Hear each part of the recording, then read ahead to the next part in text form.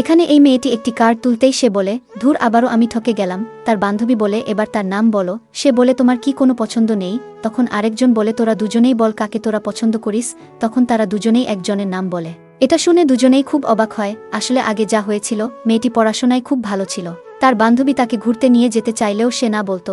ক্লাসরুমে মেয়েটিকে তার ম্যাডাম ভালো বলাই সে তার বান্ধবীর কথা বলতো, কেননা তাদের ভিতরে খুব মিল ছিল। আসলে প্রথমবারে তার বান্ধবীর সাথেই ছেলেটির পরিচয় হয়েছিল।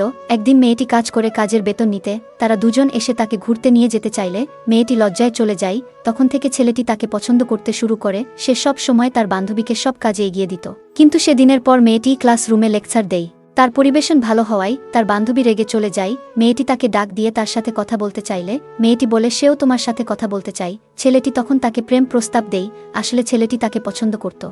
সে আগে থেকেই জানত। তার বান্ধবী বলে, দেরি করছিস কেন, হ্যাঁ বলে দে। তাদের পূর্ণতায় মেয়েটি কষ্ট পায়, কেননা সেও ছেলেটিকে পছন্দ করত।